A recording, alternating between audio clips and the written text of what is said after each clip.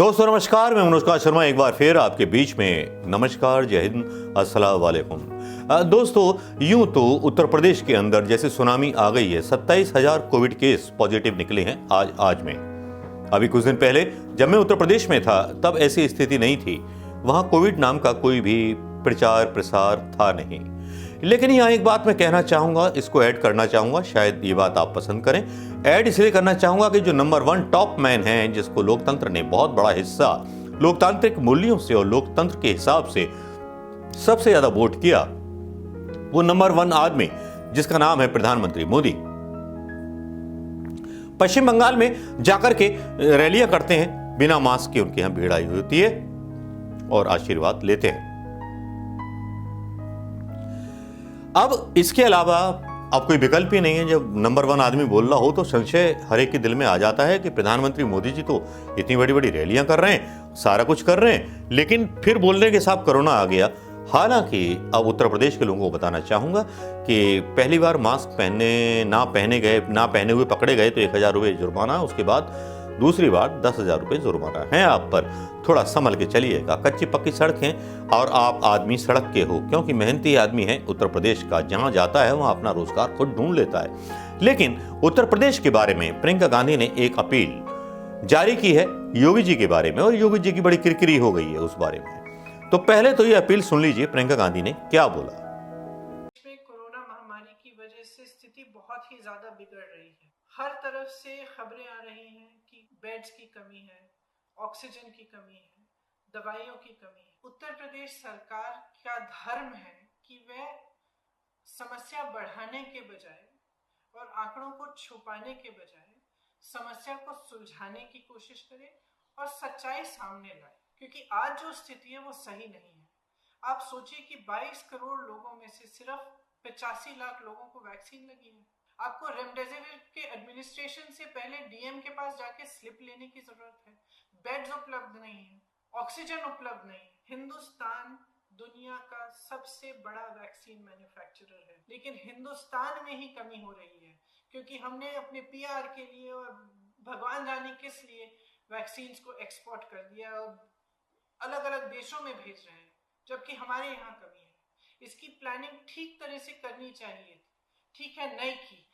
अब भी समय है कि ठोस स्ट्रैटेजी बनाई जाए, मजबूती से कदम उठाए जाए, और जो सबसे ज्यादा पीड़ित हैं, जो गरीब जनता है, उनके लिए फाइनेंशियल सपोर्ट मिलनी चाहिए। जो छोटे छोटे व्यापारी हैं, जो दुकानदार हैं, जिनका फिर से बिजनेस बंद होने जा रहा है, उनके लिए खास तौर से कोई पैकेज ढूंढा जाए। मैं आग्रह करना चाहती हूँ उत्तर प्रदेश सरकार से कि आपका प्रशासन आक्रामक होने के बजाय संवेदनशील बन जाए। कांग्रेस पार्टी की उत्तर प्रदेश सरकार के साथ राजनीतिक मतभेद हो सकती है, वो तो है ही और हमेशा रहेगी, लेकिन इस समय मैं कहना चाहती हूँ कि हम सब एक साथ खड़े हैं। कांग्रेस पार्टी जनता के साथ कंधे से कंधा मिलाकर इस महामारी का सामना करेगी। आप सबकी भी जिम्मेदारी बनती है कि सारे नियमों का आप पालन करें। मास्क पहनिए, हो सकता है तो डबल मास्क पहनिए, घर से कम निकलिए, हाथ खूब धोएं। तो इन पर जरूर ध्यान दीजिएगा और अपनी जिम्मेदारी भी आप पूरी सावधानी से आप निभाएं। प्रियंका गांधी की अपील आपने सुन ली होगी दोस्तों। प्रियंका गांधी बोल रही है वेंटिलेटर की कमी है, सब कुछ है, और हमारी 22 या 23 करोड़ जनसंख्या है, जिसमें केवल लाखों के हिसाब से टीकाकरण हुआ है, टीके भी नहीं लग पाए हैं। और प्रधानमंत्री मोदी जी को विश्व गुरु बनने की इतनी चिंता है कि वो अपने देश की वैक्सीन बाहर भेज देते हैं। ऐसा नहीं करना चाहिए ना प्रधानमंत्री मोदी जी। पहले अपने घर का दर्द मिटा लो, अपनी खुजली मिटा लो, उसके बाद दूसरों की कमर खुजाना। लेकिन प्रधानमंत्री मोदी जी तो मोदी जी हैं, उनको ग्रेट बनने की इतनी बड़ी इच्छा है कि वो हर हद पार कर देना चाहते हैं, हर उस हद को पार कर देना चाहते हैं जो हद किसी ने निर्धारित की हो। हर उस हद को पार कर देना चाहते हैं प्रधानमंत्री मोदी जी, जो हद कांग्रेस ने 70 साल में स्थापित की थी। हर उस हद को तोड़ देना चाहते हैं प्रधानमंत्री मोदी जी, जो कांग्रेस ने गरीबों के लिए निर्धारित की थी। हर उस हद को तोड़ देना चाहते हैं प्रधानमंत्री जी, हर उस संस्थान को बेच देना चाहते हैं प्रधानमंत्री जी, जो 70 साल में बनाया था कांग्रेस ने। फिर बोलते हैं कांग्रेस ने क्या किया 70 साल में? अरे 70 साल में कांग्रेस ने एक चाय वाले को मुख्यमंत्री बनाया था गुजरात का, जिसने बड़ी बड़ी साइंटिफिक रैलीज की और पता नहीं कौन कौन सी रैलियां की। ये रैलियां अब भी कर सकते थे, लेकिन नहीं साहब, दिल है कि मानता नहीं। मुर्दे जो जल रहे थे, शायद प्रधानमंत्री मोदी जी उनके सामने भी आकर के एक बार बयान दे देते तो ज़्यादा अच्छा होता। लेकिन मोदी जी का दिल 56 इंची का जरूर, दिल 56 इंची का नहीं है, छाती है, छाती है 56 इंच की, और दिल पता नहीं बहुत छोटा सा है, क्योंकि उनको चुनाव और सत्ता से प्यार है और कैलकुलेशन याद है कि किस कैलकुलेशन के हिसाब से किस जज को कहां बिठाना है, किस जज से क्या फैसला लेना है, और किस चुनाव आयोग के इलेक्शन कमिश्नर को कैसे कैसे फायदे पहुंचाने हैं। लेकिन जहां प्रियंका गांधी की बात है, प्रियंका गांधी जो बोली सही बोली और योगी सरकार पर सवाल उठा दिए। सेंसिटिव सवाल थे। प्रियंका गांधी के सवाल आपको कैसे लगे, इस पर जवाब आपके भी चाहिए, और जवाब इसलिए भी आने चाहिए क्योंकि प्रियंका गांधी ने एक तरह से पूछा है। प्रियंका गांधी के बारे में कोई गोदी मीडिया इस तरह की वीडियोस जो अपील करती हैं वो नहीं डालता, ना गोदी मीडिया इस बारे में बहस चलाता है कि प्रियंका गांधी ने ये सवाल योगी सरकार पर उठाए हैं। योगी सरकार के मिनिस्टरों से भी सवाल नहीं पूछता, क्योंकि भाई भविष्य में उनके भी राज्यपाल बन जाने के चांस हो सकते हैं, या लोक सेवा आयोग में उनके बच्चों की भर्ती की जा सकती है बिना किसी कंपटीशन के, जिस तरह से नियम तोड़े जा रहे हैं।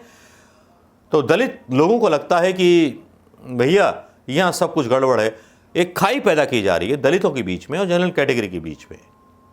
ये एक इंटरनली साजिश चल रही है प्रधानमंत्री मोदी जी की सरकार के द्वारा कि वर्ग विभेद करा दीजिए। पहले हिंदू मुस्लिम कराया, अब वर्ग विभेद करा दीजिए, दलितों को जनरल कैटेगरी को भिड़वा दीजिए, क्योंकि उनका आरक्षण ख़त्म करना है तो परीक्षाएं ख़त्म करा दीजिए। लेकिन बच्चों के स्कूल बंद हैं, सब कुछ बंद है, तो कैसे बनेगा नया भारत, कैसे बनेगा नई टेक्नोलॉजी का भारत? प्रधानमंत्री मोदी जी ने क्या इस बारे में सोचा है, या केवल चुनाव के बारे में सोचा है, या कुछ दिमाग लगाया इनके आर्ट पास जो ग्रेजुएट्स हैं, जो सेक्रेटरी हैं, जो बनाए हुए हैं सो कॉल्ड,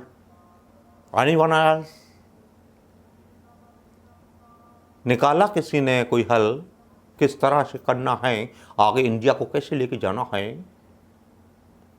जानते हैं ना, एयर कंडीशन गाड़ी मिल गई IAS IPS को, तो उसको पता होना चाहिए कि किस तरह से इंडिया को आगे ले जाना है। लेकिन नहीं, क्योंकि अकल नहीं है, विजन ही नहीं है दूर तक सोचने का। अब हम क्यों बताएं? IPS IAS ऑफिसर हैं, आपके पास बैठे हुए हैं, नौकरशाह बैठे हुए हैं, और नौकरशाह आपको अपनी उंगलियों के इशारे पर नचाते हैं, क्योंकि ये बात तो तय है कि सरकार चलाना नहीं आता है ना योगी जी को, ना भारतीय जनता पार्टी शासित राज्यों को। तीरथ सिंह का बयान आता है, गंगा का पानी जो पी जाएगा वो कोरोना से मुक्त हो जाएगा, और धर्म की आस्थाओं को प्रतीकात्मक बता देते हैं प्रधानमंत्री मोदी जी। तो वाकई में शर्मनाक लगता है ऐसे कमज़ोर प्रधानमंत्री को देख करके, जो धर्म के नाम पर वोट मांगता है, राम मंदिर के नाम पर वोट मांगता है, और साधुओं को सुरक्षित स्थान या सुरक्षित स्नान भी नहीं करा पाता।